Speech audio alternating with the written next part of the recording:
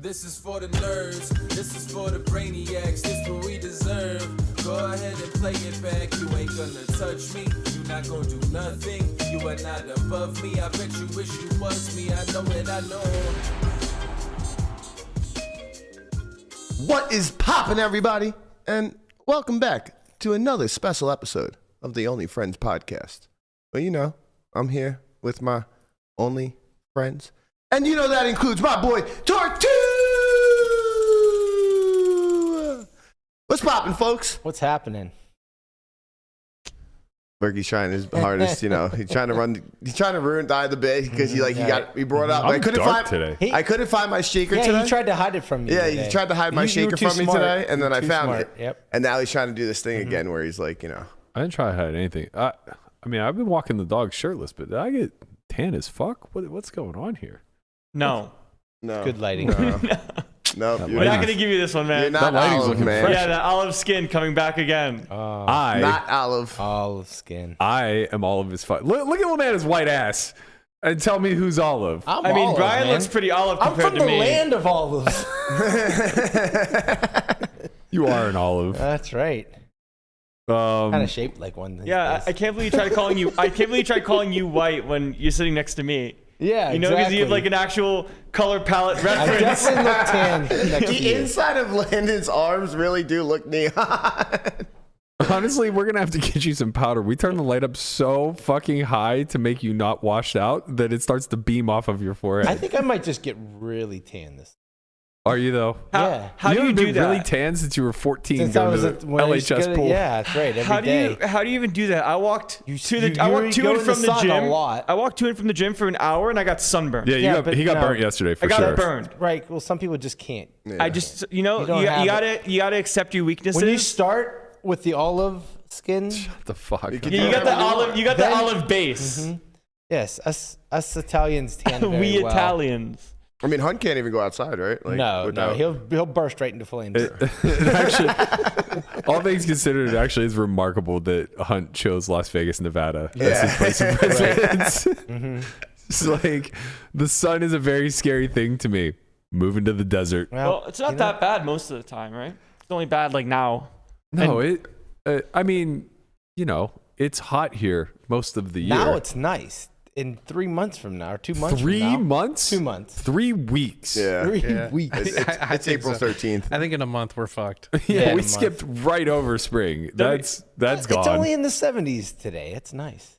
Today's beautiful out for sure, but WSOP is only like 45 days away. Oh, I think you can register, right? I saw that. I saw somebody post a meme about like people walking on their way to the registration line today because you can register for stuff.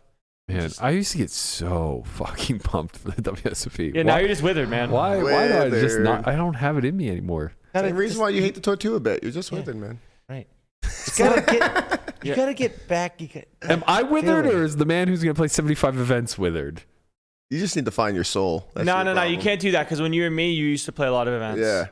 You can't. No, I never did. That's the thing. What? My first full schedule was 2013, and I played 24 events. What did you do prior? Just played cash? I mixed cash and tournaments. I would play like 8 events a year. Boo. Bro, it was expensive, man. It was fucking expensive for a 10-20 grinder to go out and just fire 100K worth of events. Still expensive. That's true. We didn't do that shit. No. Nobody sold. I just had 100% of everything. Rip one off. Well, and then all of a sudden, isn't it the first time you had a full series you did very, very well?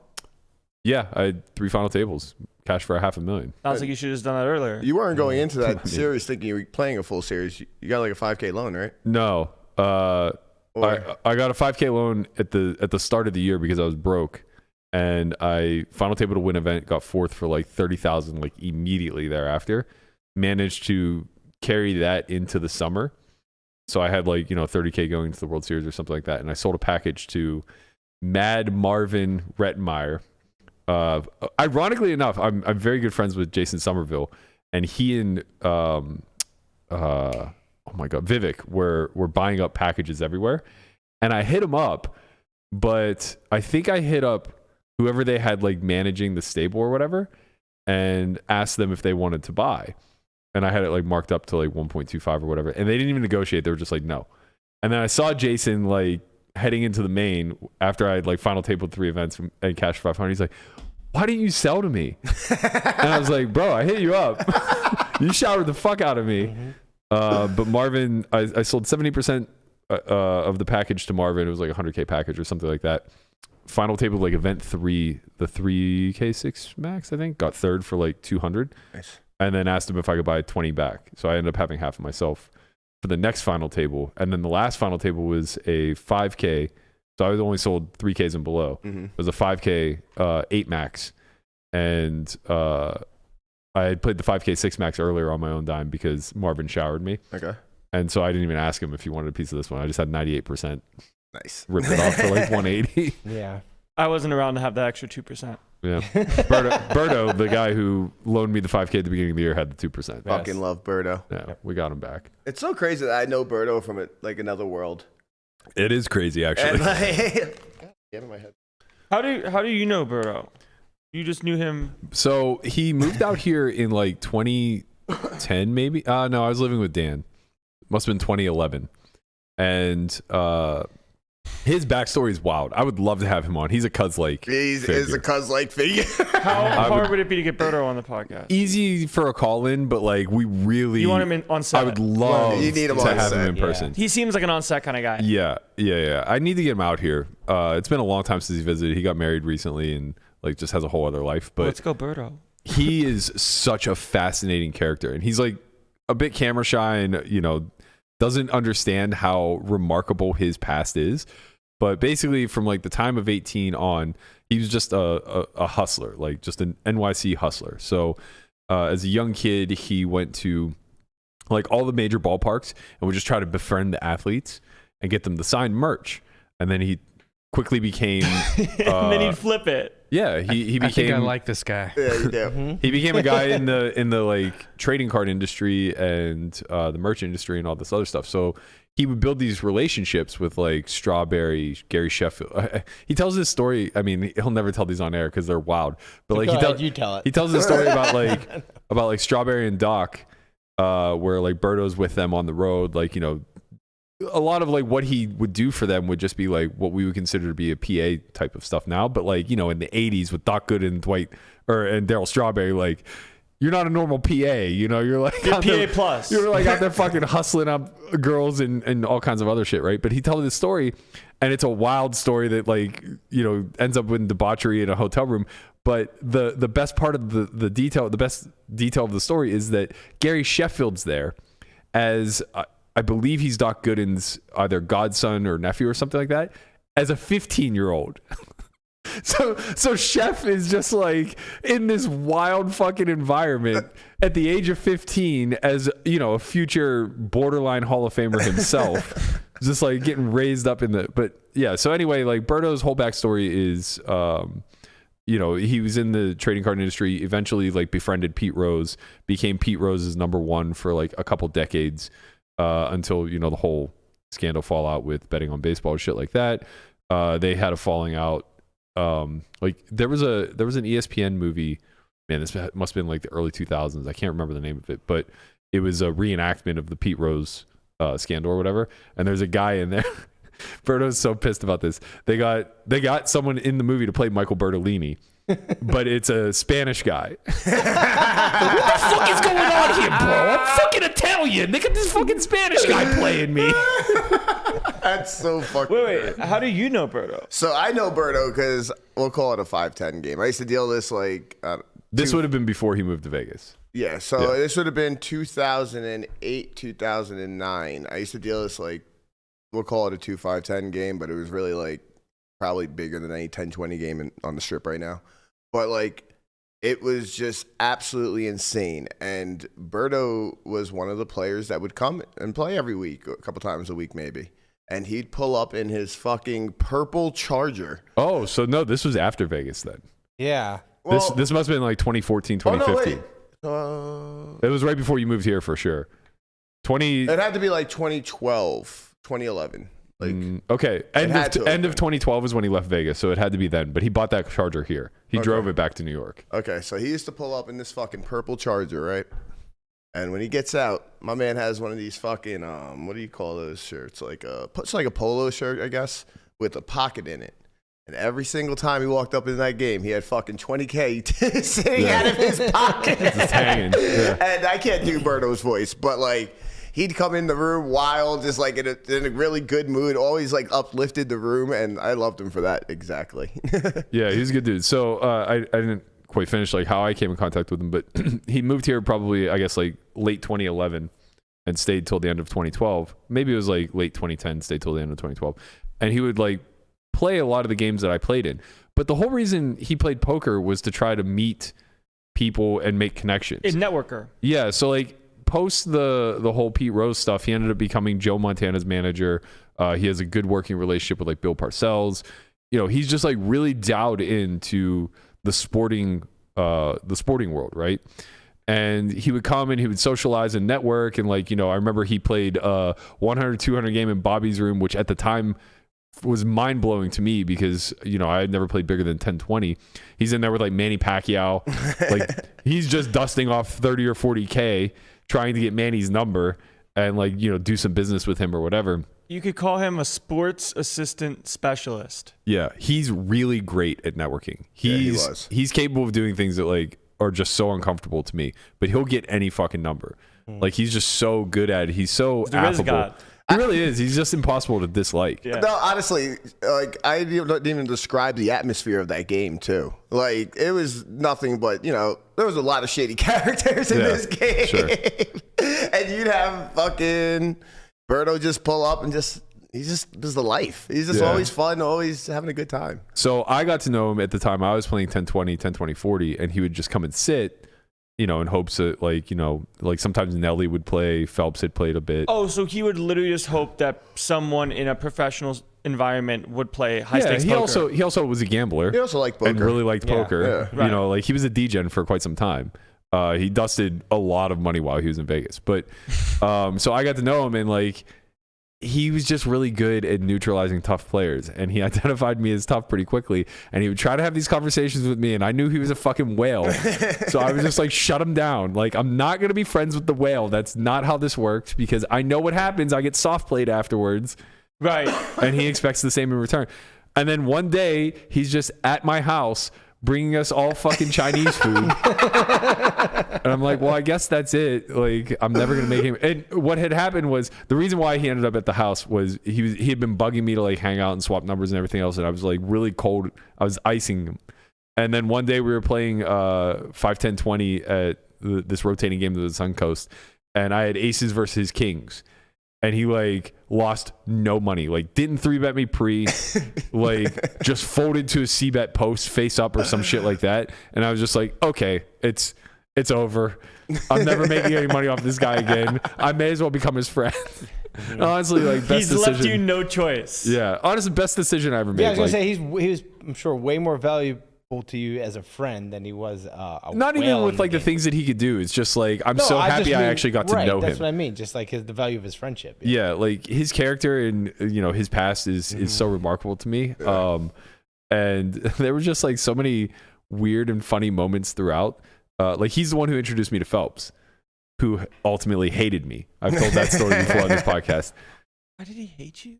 Because Berto hits me up. He goes, "You want to play this 1-2 game with Phelps?"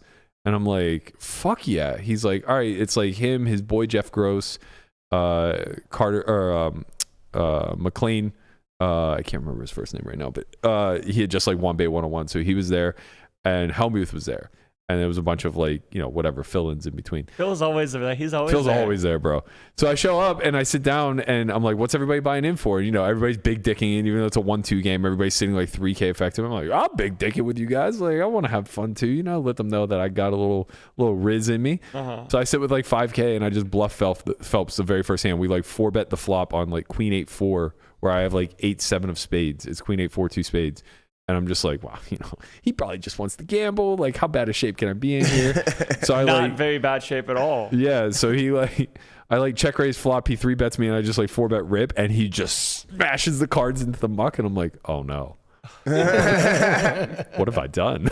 You made him mad. I made him mad. And I like stack him a couple orbits later, like kings versus his overpair, like queens or jacks or something like that. And I'm just like, oh no. So when that game ends, he goes around the room we were playing it at the Palms, and Palms had like this big nightclub, Rain, and he just goes around the table. He's like, "You coming to Rain? You coming to Rain? You coming to Rain? You coming to Rain?" Berto's right next to me. He gets to Berto. He's like, "Coming to Rain?" And they're all like, "Yeah, whatever." He gets to me, and he just turns away. He's like, nah. I'm like, fuck. You want your money back, man? Do you want I just want to meet Michael Phelps, man. What the hell's going on here? That's fun. Yeah, it is tough to kind of navigate that relationship where it's like you want to play and still win poker and hourly, but also at the same time be kind of cool. But you never know how someone's going to take it. Yeah. Someone just might go over the moon in a spot where to you it's normal. Yeah. I mean, it's kind of a good segue into like what one of our main talking points today is just like, being an entertaining character at the table. I thought being super splashy in that moment was what they wanted. I knew I wasn't welcome there, right? Like just on my merit alone, just being some random professional poker player that only the 3 other pros at the table know. Phil didn't know me at the time for sure. Berto's vouching for me. McLean and Gross probably knew of me, but like, I'm just an online grinder at that point to them.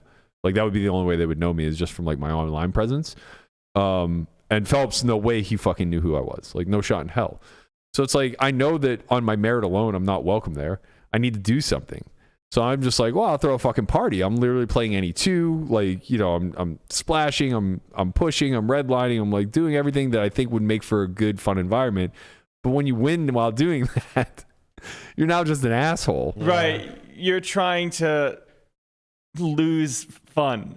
But it's weird because you're trying to win. I'm just trying to gamble. If Phelps had like call it top set in that spot, called and then won. Yeah, you guys are boys. Right. It looked like you were like trying to give action and be splashy and make the game fun, but you were just running it over. Especially if you're a pro. Right. My favorite Michael Phelps story is that when he got busted with that bong, it was Carter King's. Yeah, that's facts. That is facts. Yeah, that's the absolute best. I don't know any of these stories, man. I feel so left out. Yeah. He was really entrenched in the poker community for a while there. Mm-hmm. Phelps was? Yeah. Like big time. The second time I met him was, I've told this too, but it was at the Borgata on my birthday. And we're playing together and he's just like icing me. And I just like, what, I'm just going to fucking say it. I'm like, hey, you hate me? Yo, we're not friends, right? He just kind of was like, I did. And then, was like, but it's like, Squash, I've been following you online. I see that you're a really good player. Like, come out to the club with us tonight. So he invites me out to Murmur. He says, you going to Rain? I think it was Murmur. Sure. It was Murmur at the time, yeah. You fucking showered it, didn't you? No. No, we went. He was trying to get Berkey to do shots, right? Oh, Now man, it's that was so bad. now it's just I remember like this. it's like, hey, invite you out, like come on out. Now he's just like, come on, man, let's do a shot. And Berkey's like, nah, I don't drink. He's like, come on, it's your birthday, you gotta do it. He's like, nah, he's like, oh, That's he's gonna hate me strong, again. It was so bad. It was so bad. So USC Phildo, I was like, here, Phil I'll do your Collins, shot for you. who was friends with Carter, and like they all went to USC together. That's how they knew Phelps. He was with us, and that was kind of like the bridge between all of us. So we're out at Murmur, and he's like trying to have a birthday shot for me or whatever, and I'm like, no, like legit, I've never drank. He's like, bullshit, take this shot right now. So I grab it and I like fling it over my shoulder, and he catches me. I'm like, god damn it. I was like, Lamanna like jumped in and ran interference. He's like, I'll do it for him. Yeah. And then at the same time, I want to see it go to waste. so Gavin Smith was there also. R.I.P. Gavin, man. He was one of my most one of my favorite humans on earth. Like people who didn't get the opportunity to like truly get to know him outside of like his TV persona and just being the caveman Ooga Booga or whatever. You really missed out on an incredible human. I can remember many times where Before my time. it is, yeah. Really good tipper, by the way. He used to come to my bar all the time. Really? Yeah, really nice guy. The guy surprised. drank like a lot.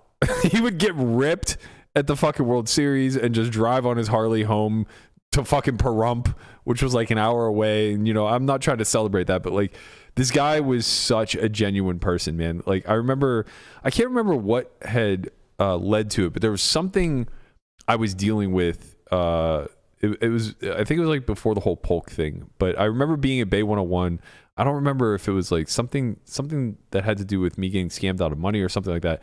But I remember him calling me and just being like, look, man, this is all complete bullshit. Like, I know what you're going through, yada, yada, yada. And it's like, he didn't have to do that. We had just met maybe a year prior, just such a genuine guy. But this was one of the first times I met him, and we're at this club in AC or whatever, and he is blacked the fuck out. I mean, gonzo. There's this like, you know, you get these like VIP booths or whatever, and it's just Gavin, spread eagle, just hanging out for the whole world to see.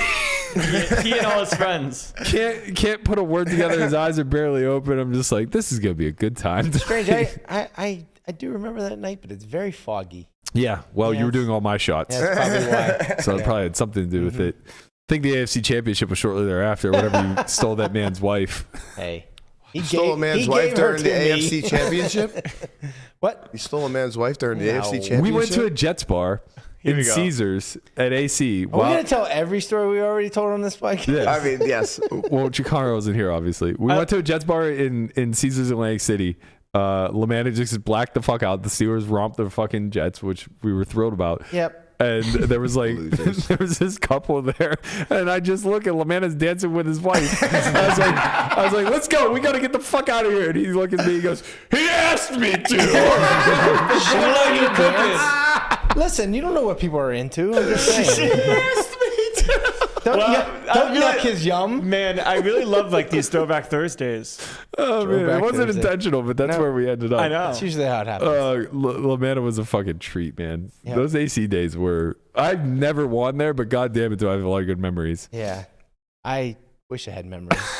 Can't remember shit. I got you, man. That's what Matt's there for. Matt's like the historian. Yeah, I got This is you. why we drink to forget. Yeah. Yeah.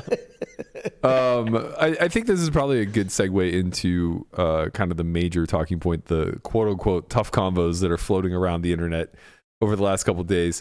It all kind of began with the announcement of the Hustler Live $1 million buy-in. And, before we kind of get into the weeds, I understand where people were coming from, specifically like high-level pros like Brewer, who kind of had the opinion of like, can we just get one guy in that represents We just need one. yeah, like can we just get one guy in there who like represents what an elite poker player Give us looks Big like? Mike, baby. Get Adamo in there. Yeah, so he's like, can we just one time let Adamo play one of these $1 million cash lineups? Would make the game so much more entertaining for viewers.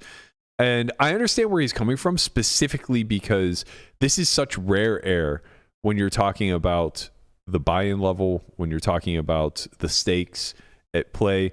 It really is kind of a peel back of the curtain of like what's happening privately in a lot of places. But to counter Brewer's point, Adamo's not playing in Ivy's room either whenever these games used to run back in the day. And they didn't necessarily lack top pros. It just might not be the top pros that you want to see. Like, a guy like Robo built a career off of getting these spots. Maybe JRB to a lesser point because he's more of the host with the most than he is an elite professional. But his entire career is based off of having a lot of these soft spots. And then finally, I think like whether it's Triton or some other really high stakes, call it European type cash games, we do get to see this a bit. One of the biggest cash game pots ever played initially was between Kuhn and Kane Callis. Kane Callis, yeah, where I think it ended up being a €2 million pot, something along those lines. Big pot poker. It's like we got to see it, and like that was amazing. That was fascinating. It was a different product. It all of the diehards like Brewer, myself, whatever, we all tuned into that. We all know the hands.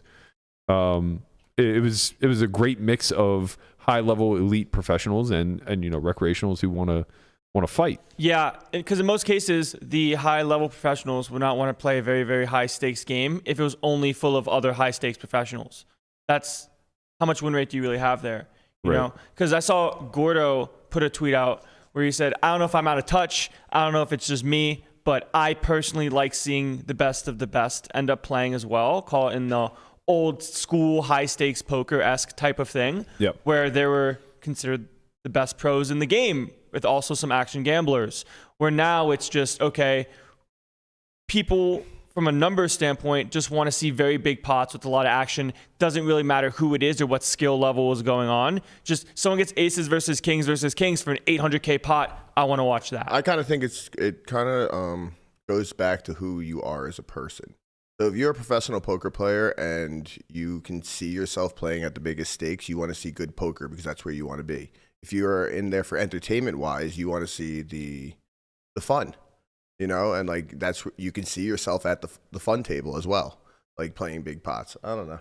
Yeah. I think that's a good point. I also think that TV has really, well, first of all, the game has expanded so vastly compared to what we watched in the early 2000s. In what sense? Like with streaming and capability? In the sense of like what it takes to be quote unquote a qualified professional. When we were watching in like 03 to 2008ish, while high stakes poker went on its big run, there weren't many notable household names. Got it. Right? And it wasn't like the argument was any different then. When we tuned into those early seasons of high stakes poker, would you rather, in hindsight, watch Brad Booth or would you rather watch Phil Gelfond? Right? Or Durr, and maybe Durr's a poor example because he kind of did break down that barrier. But the reality is that it was a privilege to play in that environment and to have a shot at playing with Guy or some of these other massive spots. And the truth of the matter is, it wasn't the best of the best talent on display, at least not in the earlier seasons, right? Yeah, Ivy was there. Yeah, D-Negs was there. But in hindsight, like, was Barry Greenstein one of the best professionals around in 2005? Probably not. Doyle? Probably not, right? We're just paying homage to years past. These are the guys who really got us to that point, and they deserve a soft seat, Mattisau, all of these guys, they played a lot of high stakes poker. Helmuth, right? Like, were they the cream of the crop at the time? Probably not. It was probably these young up and coming online professionals. Yeah, to Brewer's point, even when that's the case, there was still a seat for Ivy. Does that make sense? So like there was fair. still that representative of the best of the best that the people that were trying to get good at poker could look up to. I think the difference is that Ivy had two things going for him. One, he stood alone. So it was just understood that of that 30-something collective, even compared to Daniel and Phil, who were, close in age with Ivy. Maybe not so much Phil. Phil's a little bit older, but you get my point. Ivy stood alone, right? Like, it was just uniformly believed amongst his peers that he was one of the best. So he stood alone and he became a feature piece for that reason. The second thing he had going for him was the simple fact that he had Riz. Yeah. Like, even though he wasn't that talkative, there was something very charismatic and mysterious about him, right? And Daniel had the same thing going for him in a very different polar opposite kind of way. Yeah, he's goofy, funny guy. He's very gregarious, right? Like, he's the table talk, keeping things chatty and loose. But like, watching Daniel lose was kind of painful. I think it was season 4 where he just got absolutely obliterated. With the whole boat quad stuff. With the quads against Gus. Yeah, right? So it's like, when we look back at that time, those guys still had something going for them that allowed them to stand apart from maybe people who were comparable in skill. And a lot of it came down to just comfort, the ability to gamble, maybe even beyond their means, and like some level of being established already in the arena. No slight to a guy like Gelfond, or a lot of the other young pros who tried to break into high stakes poker. I know Mercier played it a lot, but they were green at that point. They didn't really fit in to what was happening at that table. And I think that's what we're seeing here now. Adamo wouldn't fit in. Televised poker is different than high-level poker in the sense of entertainment value. Yeah. Where high-level poker, you're not really worried about the entertainment value, but for television poker, you want people to actually enjoy what's going on, and it's not about that elitist type of level. Right. I mean, Bonomo's Tough Convo was pretty sick with that. My God, I haven't seen anything better on the internet It was this so good. fucking year. Fucking Bonomo S tier Tough Convo. I didn't expect it. I saw it and I'm like, oh no, this might be really bad. But I gave it a chance and I was like, wow. I think that's what ultimately made Top it so five. good. That's tough Bonomo conversation. cooked. And this one goes out to Dankness, Will Jaffe himself. He called me out recently for not being entertaining enough in super high roller tournaments. And I get it. You want to see Phil Hellmuth threatening to burn the building down. You want to see Alan Keating punting off billions. You want to see Jungle Man dressed as Lizzo wearing full drag, singing her songs. It ain't my fault that I'm out here getting loose. Gotta blame it on the goose. Gotta blame it on my juice, baby. I'm not gonna lie, I'd pay good money to see that. It'd be super entertaining. But you want to know the truth? I'm just not good enough to do that. I'm out here grinding against the best players in the world, and they're not giving up much. I'm hoping to have a 2% edge. See, I'm not like you.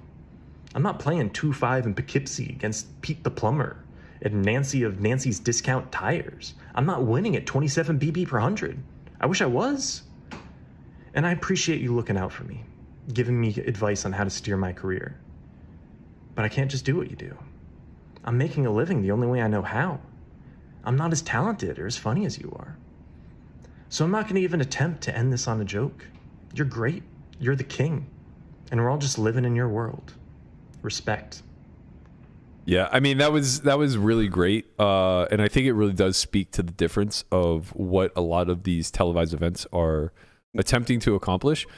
We have to respect what's going on in the high stakes MTT arena, right? Like it really is the best of the best, where there is no filtering process taking place. Like there's no barrier of entry outside of money and or skill, right? I know you want to be serious and all, but that man just said, I'm not playing 2-5 in Poughkeepsie with Pete the Plumber. Well, that's where I was going. That's where I was going with this. When you're talking about cash, the point that he makes about like I'm not winning 27 BB per 100. I wish I were. That's a real thing, man. That is a real fucking thing. Like I have a lot of data combing over the last 10 years of me playing nosebleeds, and like win rates are astronomical, right? Like you're disappointed to win under 10 big blinds per hour in a lot of these situations. Yeah, the best player in the pool in live cash is winning like 15 plus. Yeah, and a lot of times when you're talking about it having that filtering process where it's invite only, and you have to bring forward these other quote unquote soft skills in order to be a part of the club, right? It really is a curated club, so to speak. Yeah. And you have to be able to fit into the environment. You have to be able to bring something to the table outside of raw ability to play this game well and to solve problems in real time. The reward is getting this really high win rate, right? Yeah, and the opposite of that, so to speak, if you don't want to play the politics, is you play online. Like when you look at the stars, 100, 200, or GG stuff now, you know, with the heads up battling and the reg battling, it's like, yeah, they're just always going to have tables and seats open. If you want to play, you can. But in the live environment, that's not like that. Right, and understandably, those guys aren't going to have the same soft skills. That's why I say like Adamo like just isn't going to naturally plug right into a hustler lineup that consists of Chamath, Blank Check Ben, Nick Airball, and Eric Persons. All, you know, but he is going to play sparring. some high level poker. Right, he's going to do some shit, man. Will he say a word? Probably not, but like he might smirk. He's going to do some things that those of us that care about like unlocking the game tree, so to speak, are going to be wildly impressed by, or at least are going to say like, I need to look into that spot. Like that's interesting to me. But that's not the masses. That's not the populace, right? So that's not who Hustler's targeting. Their main goal that they're trying to accomplish is have a lot of money get funneled into the pot and be able to clip out hands where the viewer can naturally see big hand versus big hand collision. Yeah. For many, many, many, many dollars. Yeah, I think the way that you have the elite cash stream, if you will, is by the host of it giving an hourly, where you make it worth the pros' time. So if you want to have a lineup of 6 max cash with the best 6 max cash players you can find, you just pay them a certain amount per diem. And maybe they're all winning very small, maybe some people winning a little bit more, a little bit less, but now there's incentive outside of just the game being played in order to show up. Because people would watch it, right? People would want to watch 6 of the best cash game players in the world play high stakes cash. Mm-hmm. But if there's no incentive, there's no point, because if everyone thinks they're winning or losing 1 to 2 big blinds, they have other places to do that. I mean, but we do see it happen like on Triton streams and stuff like that. Like they don't get incentivized to go play those games, and they're out there playing. Well, like, I think they are still incentivized in the sense that the lineups are still pretty good. They're great. Yeah, I mean, oh yeah, you're right. Right. Paul, So like I, that, I forget about Paul, and that's like, still I always forget going to be the about reward. And hey, Paul's no slouch. No, right? of course. But when you're playing for X amount of dollars, More and- importantly, whenever you're that good, like a Jason Kuhn, you're just not getting invites into games where you have a double-digit big blind per 100 win rate. So it's like you're really thrilled to sit in a mixed lineup where you're probably winning like 6 or 7 big blinds per 100. Yeah. That's a great fucking win rate. You know what I mean? Especially at those stakes. Yeah. It's so unheard like, of online. Right. So it's like Paul Fu would probably come and mop the floor with most of these fucking televised lineups that we have here. No, of course. But he might be the weakest link in those types of lineups. Yeah, You know what I was mean? more so looking at the sense of like if you get like Jason Kuhn times 6 and you Right. get 6 Jasons, okay, you pay them all a per diem. You have to. Right. Yeah. and you do then have to. it'll be great. It'll be great for poker. You know, the people that want to see high level poker would watch it.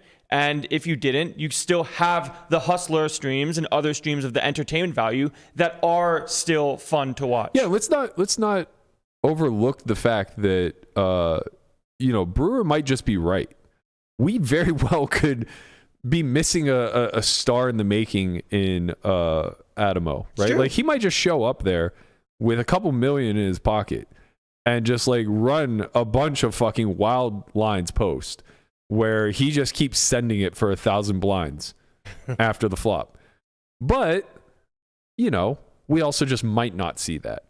And we just might see him, scratch his head whenever they're playing 1K, 2K, 4K, 8K, and it's 6 ways to the flop. Yeah, you'll never know, right? Because you've just never seen him in that environment. Yeah.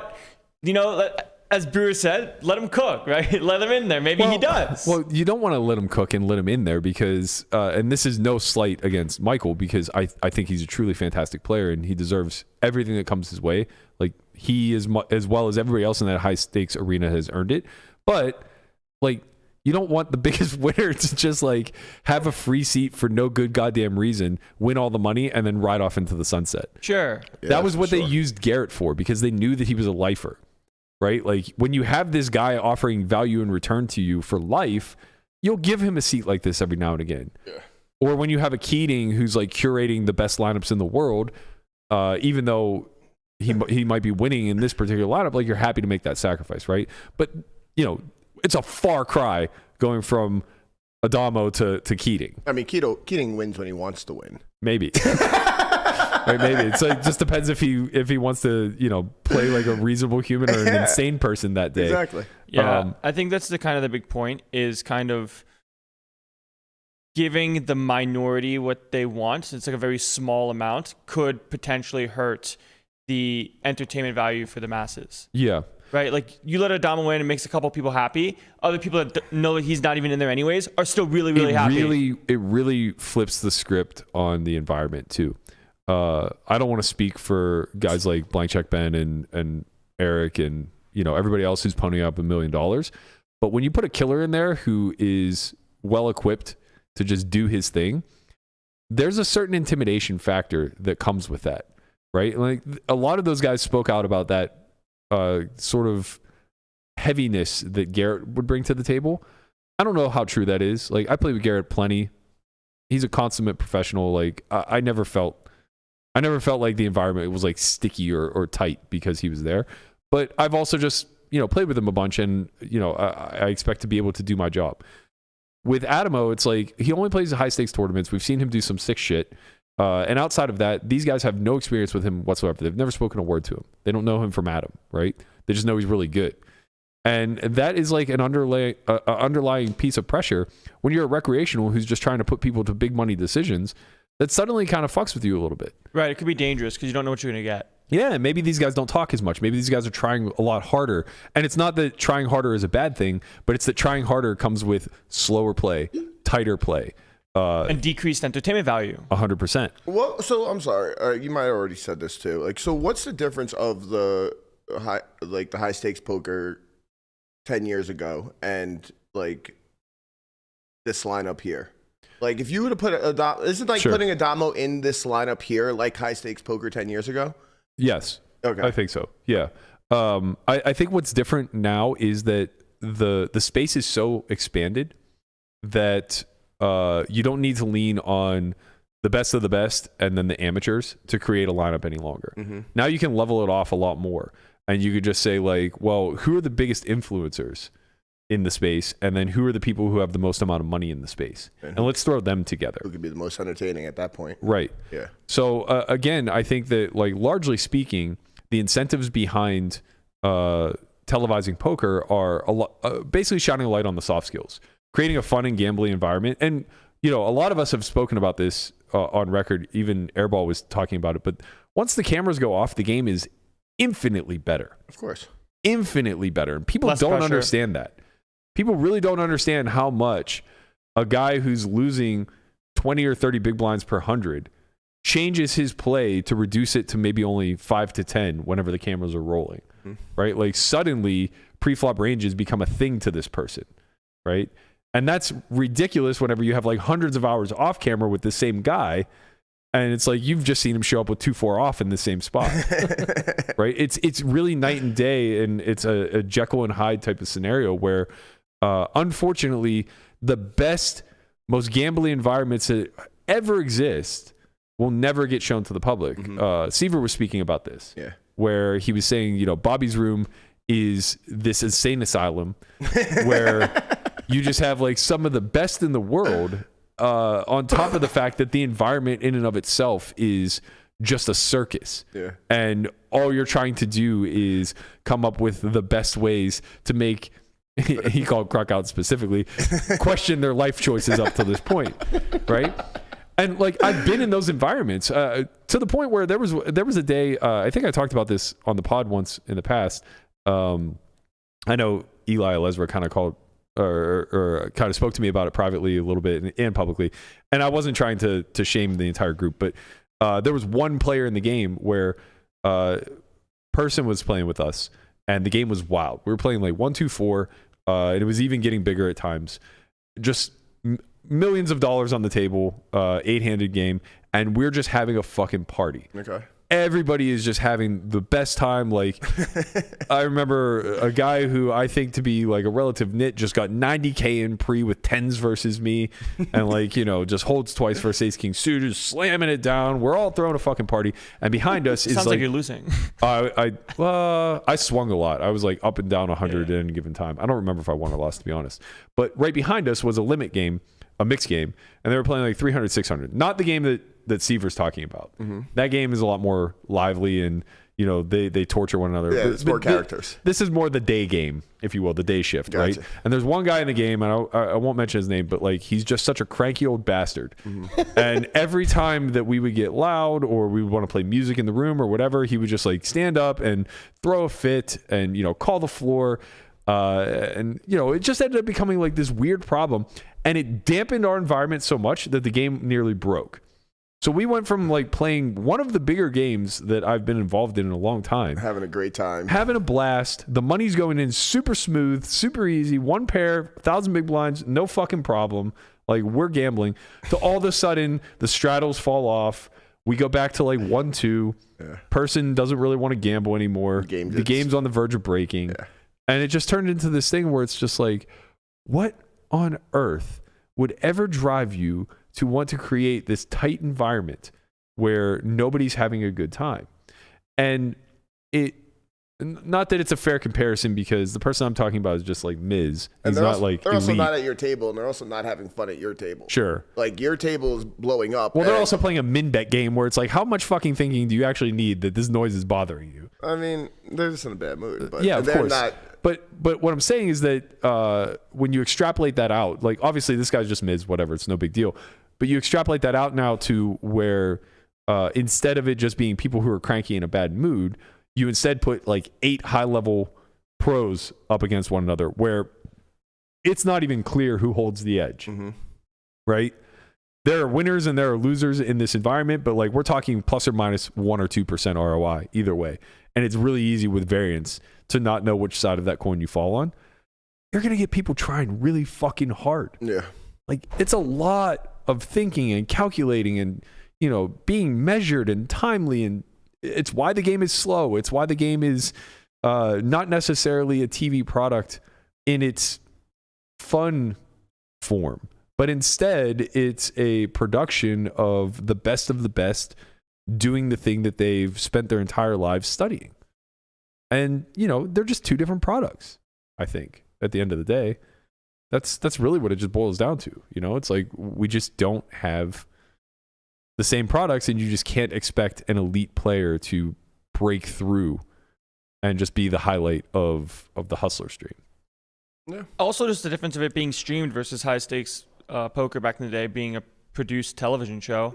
So there's a lot more mystery as to what's even going on, as well as the edited clips and the highlights where there's always action at your fingertips. Where when you're watching a 6-hour stream, it's like, oh no, like here's this guy again. All the time, I kind of right? forgot about that part too. Mm-hmm. You got to be on all the time. Whereas like if you're just like you said, it's the edited stream, then you just have, maybe you crack a few jokes here and there. You're one way for maybe 10 minutes, but they clip it out and it looks like. To the Outliers point, D-Negs hit Justin with a pretty sick ratio. And he said there's not many zero EV players just acting all loosey-goosey. And then Daniel put the card player article of him with the ring from the Super High Roller Bowl. Right, yeah. It says like. What's up with that then? Mm-hmm. I mean, D-Negs is always going to be the guy who tries to bridge the gap between the two. And I think he's capable of doing so. He's very unique though, right? Like people like him don't exist very often in the space. Well, I mean, he's kind of curated by the past 20-year history of poker, right? The reason he's able to do all those things are the same reasons why Bonomo's not, and kind of admitted in that tough talk. It's like Daniel has largely been propped up by the industry and given a lot of opportunity and financial compensation for being a character. And it's like, I'm sure if you offered Justin, $10 million over the next 5 years to become more of a character, he'd find it in himself to do so, right? I mean, he just did. Right, but those incentives aren't actually there in current day. Yeah. Right. So Daniel was benefiting off of, just being who he was for the last 20 years. That gets propagated or propped up moving forward. And, he'll just always be the face of a major company. He'll always be the face of this industry for the near future anyway. And with that comes a lot of money, which allows you to sacrifice some EV in these tough spots. So it's also just like the cost benefit analysis of where do I want to spend my time? And if it's playing high stakes MPTs and having that win rate, that's worth a lot. Maybe it's better for you to do that than it is to try to become a live stream guy and become a pro in that regard. Yeah. And try to find be entertaining cash game pro. Where if you just want to play MTTs and try to win against the best in the world, that's where you're going to spend most of your time because it's that fucking difficult. Yeah, and I mean, honestly, like, look, at the end of the day, I know that everybody thinks that these Super High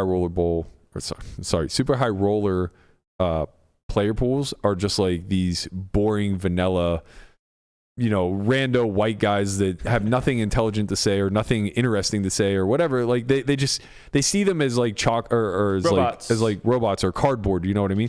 But the truth of the matter is, like, if we take that pool of 30, 40, 50 players and we really like peel back a layer or two and just like analyze their characters one by one, their personalities and things like that, these guys have so much more to offer than if we look back at the early 2000s version of Mattisau and Robert Varconi and Jesus Ferguson. It's like, yeah, these guys, and Howard Lederer and, Johnny Chan and all these other, faces from the early 2000s. It's like, yeah, they all had a weird nickname and yeah, they all had some shtick attached to them.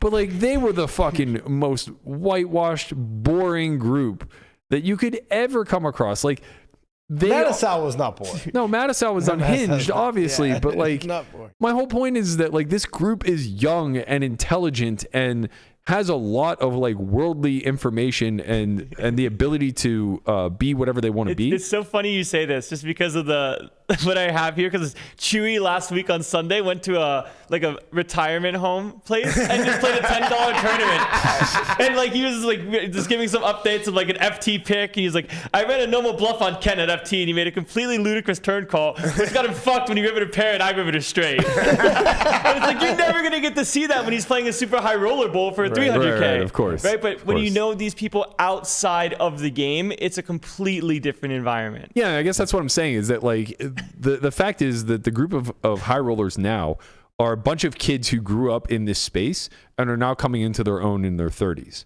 Whereas like if we look back to the early 2000s, that was only true of like a handful of guys. It was true of like, D-Negs and Ivy and, maybe a few others.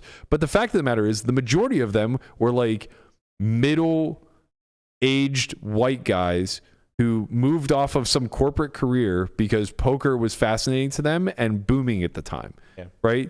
There was guys like Lederer and Ferguson who had like, you know, tech backgrounds. There were a lot of other people who were moving out of, you know, other blue collar type or white collar type of jobs rather, and they just found this space and were able to outwit their opponents and do well. They're fucking boring as hell if you look back. Like watch some of the early World Series gameplay. You know what I mean? Like these guys were like watching paint dry. Are you saying that Fossil Man wasn't a very entertaining? No, not at all. You're not supposed to be, right? Like that's what I mean. Like if you think back to those times, I don't even remember Raymer all that well. I remember David Williams. Yeah. Like I remember his run. He was young and had swag and was like, you know, mouthing off along the way. Like those early days of the WSOP, I don't remember all the guys who won bracelets. I remember the fucking crew. Yeah.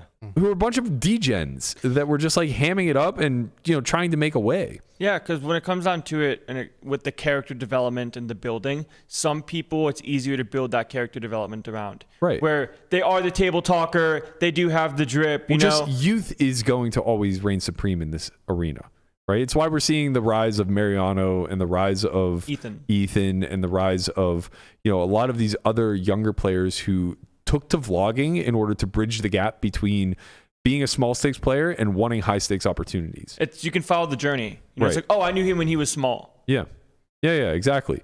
Whereas the alternative to that is being a small stakes player who wants to just live in a meritocracy and become a high stakes player, right? And it's like that exists, but you're going to end up a tournament player and you're going to end up vying for very small ROIs worth a lot of money. And it exists, but at the same time, there's nobody doing your marketing for you, so you kind of have to do it yourself. Right. Well, that's the thing. If you that's why you end up a tournament player, because you don't have to market shit. Sure. If you win a bunch of tournaments, you go from small stakes to high stakes relatively quickly. You just need to be good, find some level of backing, and then pump out the volume. That's why you don't see that many like high stakes online cash players that people like really know about. There's no overt glory in that.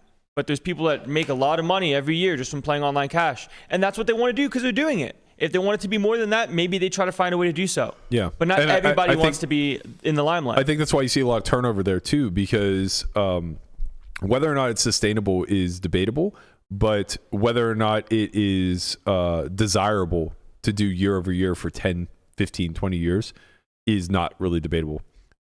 Name me one high stakes cash reg that has lasted 15 years without transitioning either into another industry or into strictly live. Besides you? I didn't play online. Name me one online cash guy who's existed for 10 years at the high stakes realm. There just aren't any, right? And it's not because they got their money and ran. It's because it's an undesirable career path for... It's great in your 20s, maybe even into your early 30s, but like you're not going to spend 20 years doing it. You've already put in your volume. You already understand the cap, and you understand that like the dry repetition of it just becomes too much. And there is no glory. There's no incentive. There's no higher ceiling, right? With live, it's the opposite. If you're good at the soft skills and you do accrue wealth, you can continually keep playing higher and higher. You don't get stuck at NL 20K, where the game only runs a dozen times a year. I mean, maybe a little bit more so now, but like previously, right? You get to play like, you know, you can play sometimes NL 100K, sometimes NL $1 million buy-in. You know what I mean? Like these opportunities exist if you're decent at the soft skills, and you're just always basically fighting to accrue more wealth so that you have a bigger chunk of yourself whenever you do start playing in those realms, right? It kind of is, live has kind of become what Rail Heaven was back in the day online. And instead of Rail Heaven, they're live streams. Yeah. Mostly. The private world is pretty fucking profitable and pretty Sure, but there's no big. Spectators, right? Right. I just mean from like the Rail Heaven, people would watch the game and they'd be able to see some stuff and see showdowns here and there and make some comments about it. Yeah. Where you're never going to be able to see the Rail Heaven high stakes live edition because it's just no one's ever going to show you that. Right. You're never going to get a camera in there. Right. So I mean, like at the end of the day, there's a lot of reasons to become the best of the best in this industry at whatever it is that you choose to do. But we need to acknowledge the fact that there are different skill sets that you can become the best of the best at. It's not just about being the toughest 6-max player, the toughest heads-up player, the toughest online cash guy, the toughest high-stakes MTT player, right? Those are some of the realms. There's also the guy who is just the best at networking that has, good poker skills. Sometimes that will earn you more in the long run than something else. So like it does pay to be the best content creator, the best table talker. There's no blueprint as to how to be the best poker player. There's different little skill trees, There if are you will. different characteristics and there are different ceilings to each one. Have you ever played Borderlands? No. Yeah, well, anyways, in this game, there's different skill trees you can go on based off like what you want your character to do. And you can't max out all of them.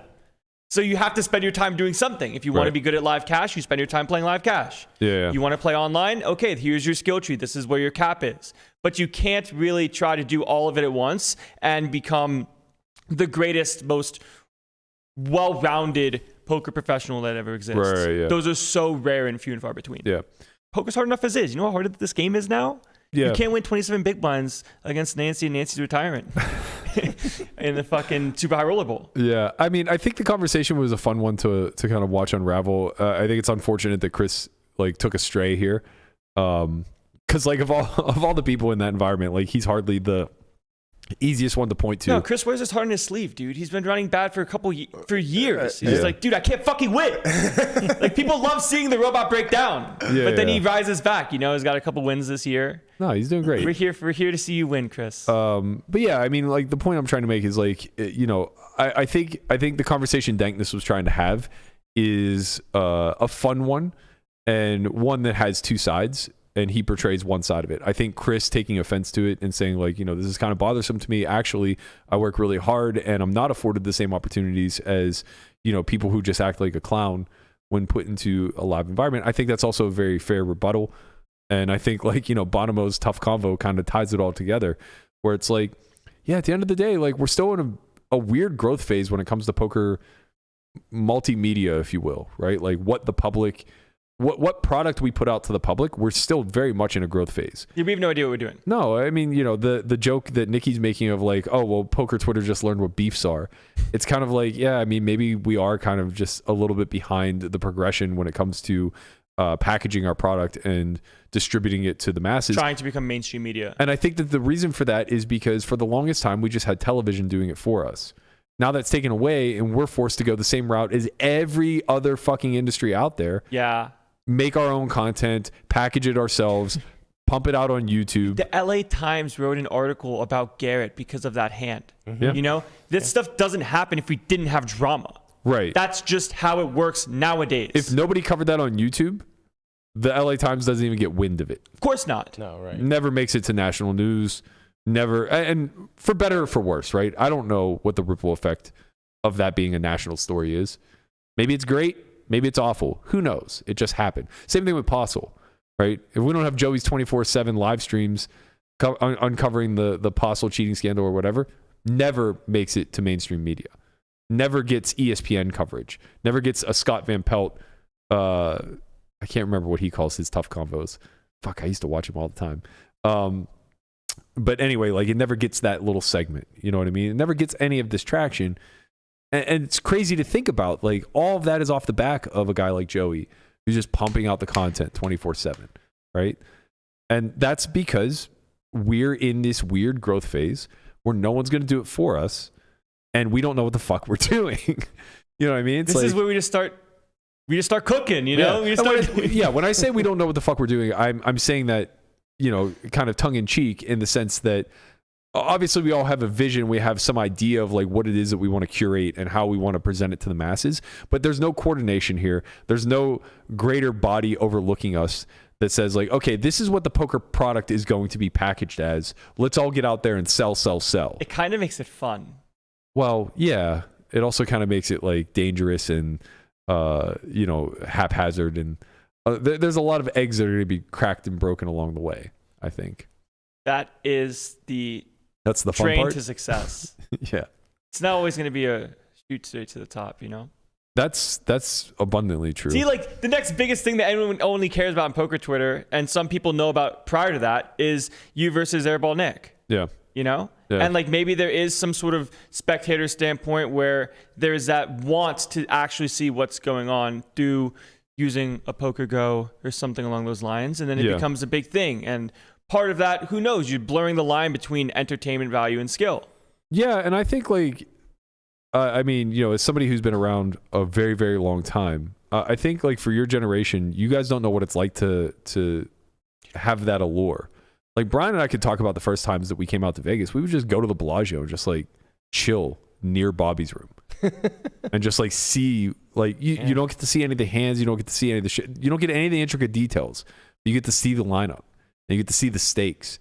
You get to see that Antonius is in there playing 1K, 2K. It's just like, fuck, that's the dream, right? Like that's what we're trying to work towards. Like we want to be in that room. We want to be in that arena. Yeah, we've really diluted that in the sense of so many high stakes games that are just open to the public to see. Yeah, if that was always accessible to me to watch on TV, it would become I don't know if diluted is the right word, but it would just become like too commonplace. It seems more The common. allure wouldn't be there anymore. Yeah, I would just get to know too much about the actual characters, and then I would just get to basically sit there and dissect them until I found their fatal flaws. It's almost like, oh, here's another high stakes Friday game. You know? Yeah, when you overly humanize people that are otherwise glorified, what ends up happening is they all tend to have fatal flaws that the audience is too privy to. And then suddenly we can just interject ourselves and be like, there's no difference between me and him. Right? And you don't really want that when you're selling a hero product. You want there to be heroes. You don't want your heroes to be human. Yeah. Never meet your heroes. Okay, how many more weird? 2 is good. Okay, 2's good. That's the cut. All right, I want to talk about one final story before we get out of here. We were going to lead with this, but just kind of transition better into the topic of televised poker. But recently at the Irish Poker Open, there was an incident in the final event that I think is probably worthy of getting some attention on. Now, of course, we're only hearing the account from Louise, who went through the incident, but I think that that's good enough, especially since, you know, there was an opportunity for the staff and the higher ups at the Irish Poker Open to speak out. And as far as I've seen, I haven't seen any comment or releases. So I'm just going to trust that this is pretty accurate. I'm not going to read the entire thing. It's 3 pages. Highly encourage you guys to read it if you have the opportunity to.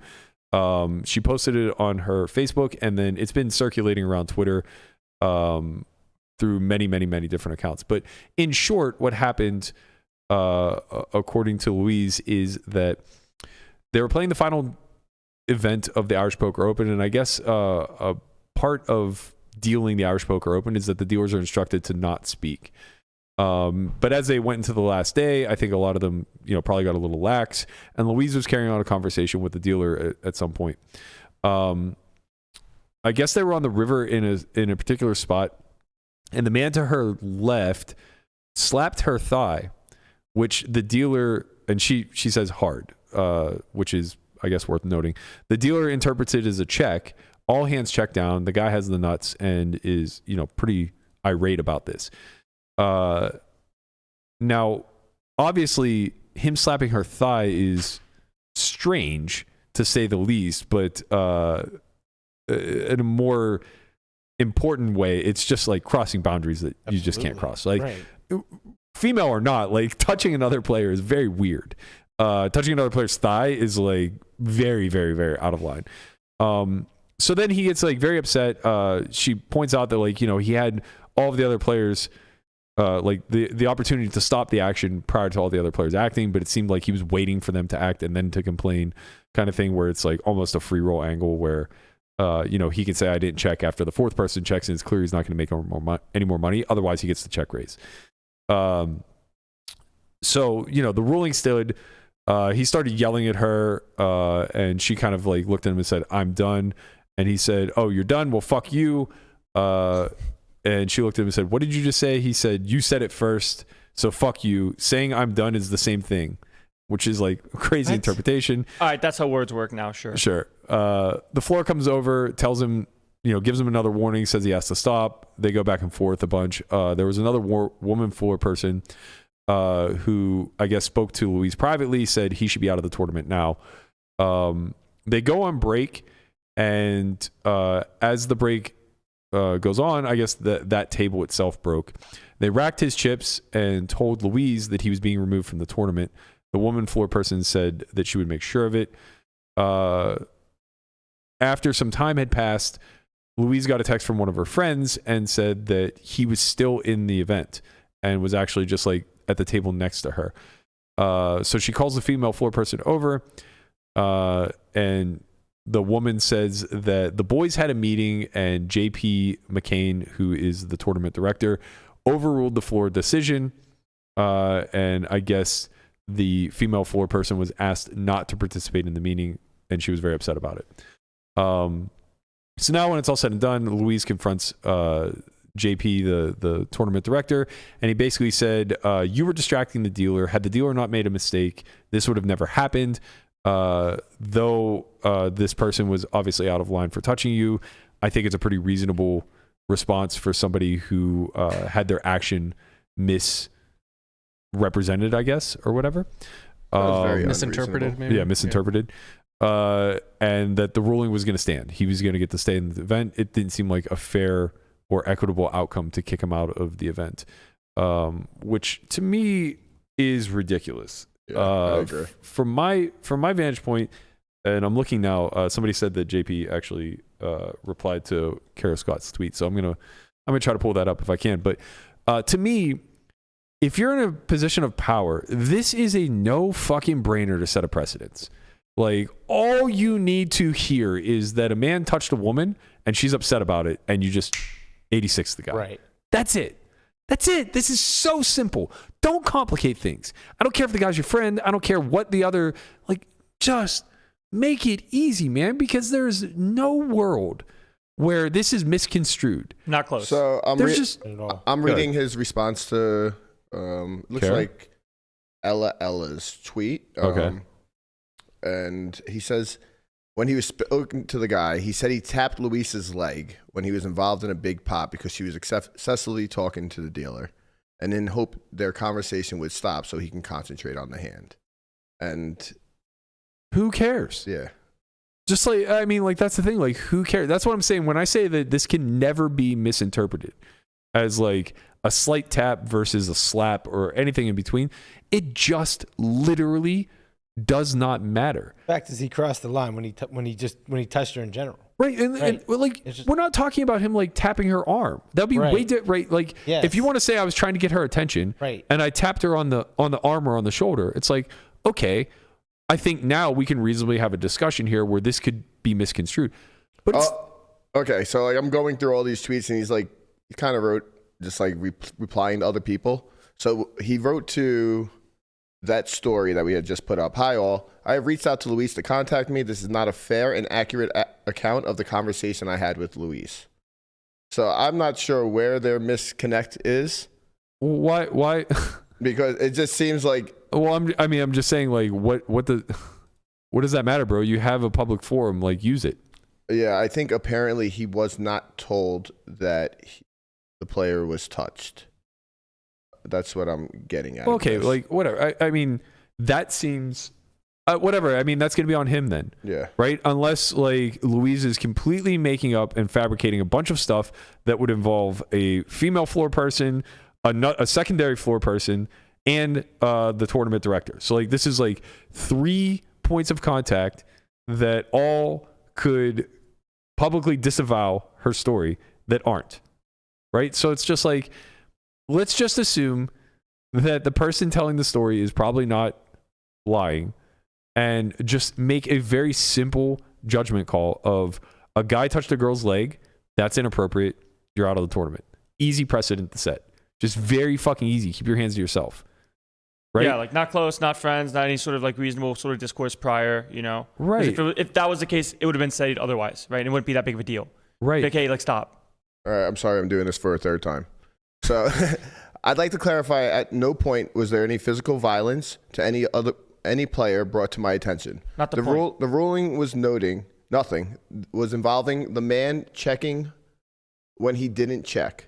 The lady and the dealer were chatting the whole way through the hand, and the man tapped the lady on the leg under the table, hoping that she would realize he was in a big pot. and they would stop talking so he couldn't concentrate. Sorry. Who is saying this? This is JP. When he was explaining to the floor what happened, he said he tapped the lady's leg, not the table. The dealer seen him tap the table. Also, the man showed what he did to the floor because who was standing in between the man and the lady. He tapped the leg again and was told not to do it again. An argument then ensued between the man in question and another man. This is the reason for his penalty. When I spoke to Louise there later, there was no mention of her being hit or slapped. I showed her what I was told happened, and she said it was a bit harder than that. There was never an issue of physical violence brought to my attention from anyone, including Luis, when I spoke to her. So he's admitting it then. Like, we're reenacting how much pressure was used when this guy touched your leg. Like, just fucking DQ the guy, man. This is so easy. Do your job better. Yeah. Like, just do your job better. This is so fucking easy. He's like using the pressure of like the hit to say like why? If it's violence or something. Why? Right. He touched her. He should not have touched her. That's it. He also told her to fuck off or fuck you or like whatever. Exactly. It's like, why are we making this hard? Right. This doesn't have to be this apology tour as to, oh no, but this happened. This wasn't real. Relax, right? Just do your job. Done. Right. Just. This one's not hard. Just DQ the guy. We can all agree on this one, you know? We can all. Right. It's just like, this is. I mean, the thing is that like, the issue is by not doing your job and setting a precedent here, this gets blown, I don't want to say out of proportion, but this gets blown way the fuck up and becomes this, black eye on the Irish Poker Open, on JP as the tournament director, and then on the staff who maybe are not being heard or maybe not able to voice their opinions in the way that they would like. And they're also now blaming Louise for distracting the dealer to begin with, where it's just like, this isn't the way these scenarios play themselves out. If a customer has a complaint that another customer is harassing them in any way, shape, or form, it's not on you as the operator to try to discern what is logical as far as what you consider to be harassment. You just follow the letter of the law. You don't get to be the arbiter of harassment. Right. You don't. I mean, you can be, sure. It's your judgment. It's your judgment call at the end of the day. But why put yourself in that position? Sure. I mean, if you want to be the arbiter of punishment, now here we are. Right. Now here we are. Wait, am I wrong that there were no security cameras in this place? I don't know, but like, it doesn't matter. I'm gonna say Kasuf must be having the time of his life. My man's just digging in through pots. Just walking through. I've been in a lot of situations like that, just working behind the bar. Perfect example. Yeah. For 20 years, you work graveyard, and there's going to be a lot of situations where sometimes guys can get a little creepy or just say things or do things that are highly inappropriate. And for me, when I was working, I was never trying to like, well, look, this is probably what happened, or let me try to like lighten the blow. It was always just like, no, dude, hey, listen, you got to go. Right. And they'll try to explain it, and it's real simple, dude. You just have to go. Right. And that's it. Mm-hmm. Right. Did you ever hit anybody? I've never hit anyone, no. You don't want to now put yourself in this weird power trip spot of becoming the all-seeing eye as to what is and isn't fair. Right? That you don't get to do that. Right. In this situation, it's very, very black and white. You're not supposed to touch someone if you don't know them, and it's an issue. Like, not only that, but you get a feel for the situation. Like, for instance, if I have a customer who's like, hey, look, this guy's being really strange, being really weird, this is a petite person, and sometimes 1 and 1 is always 2. If you look at the guy's actions at the Irish Open, it doesn't sound indicative of someone who probably gave this person like a light little tap, like, hey, excuse me, miss, like, we're in the middle of a big hand. But if he's telling her to fuck off, and he's already being aggressive. It kind of sounds like somebody who may be capable of maybe being right. A little Also, too like, also use your words. Like, just speak. Why do you have to tap a person? And the real problem with having this conversation and JP having to, arbitrate like what had happened and everything else is that there's a scenario that plays out in the person's mind who has to make the decision of, well, what if this were a man and a man? Would we be having this conversation? Right? It's not though. Right. That's the end all be all. It's not, right? Like, sure, you may have the conversation less often if it's a man and a man, but it's not because the actions were okay. It's because another guy might be less uncomfortable with having his leg touched, right? Or might just be less vocal about having his leg touched because of machismo or not wanting to look like a crybaby or whatever label you want to attach that may, question someone's masculinity, right? Or threaten their masculinity. So at the end of the day, the black and white of it is that the action itself is just punishable. Like, it's in your rules. There's never going to be a reason why, like, touching another player is okay. And if a customer is unhappy, you should try to aim to make them happy, especially if this one's easy. Like, it's so easy to just set a precedent here. And it's so clear that that was not the desire of the staff. Like, we don't want to set this precedent. We literally don't want to. We're shying away from setting this precedent, right? When that happens, you get this kind of fallout. You get this kind of pushback. And, I don't know JP from Adam, but he sounds absolutely silly in trying to justify the ruling that he made by working in some sort of nuance of, like, the tap wasn't as hard as she implied, and she was distracting the dealer, and this mistake would have never occurred if the dealer had been doing their job better, and the staff had been abiding by these rules, and all this other nonsense. It's like, look, your job is to be a problem solver. It happened. It's not okay, and it's a simple thing to just say, here's the punishment. Let's move on. I'm sorry on top of it. And I hope that you have a better experience in the future. We'll do our best to make sure that happens. This isn't the way, man. Pick your battles. This is not the hill to die on. Right.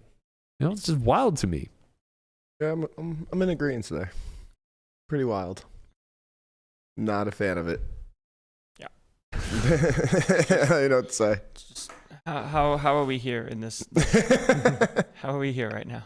Yeah, I mean, like, whatever. It is what it is. Like, I'm not trying to jump on a soapbox over this type of shit, but I do feel pretty awful for people who have these negative experiences and then it falls on deaf ears, right? It's one thing to have to go through the experience, and then it's another thing to get zero support on the other side of it, right? Like, that's the shitty thing. So hopefully JP was listening. Hopefully some sort of compensation will be given to Louise, even if it's just an apology.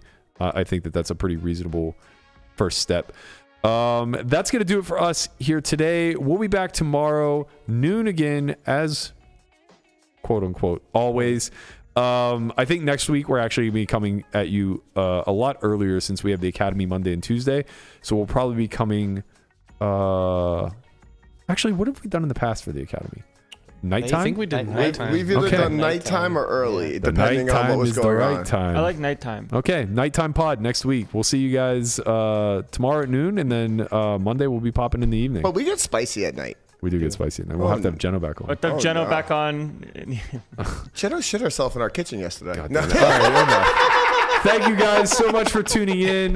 Don't forget, tomorrow is the premiere of the Dreamers documentary. We're going to redirect right after the podcast to that page. So go ahead and bookmark it, set up an alert so that you're ready for it. We'll see you guys then.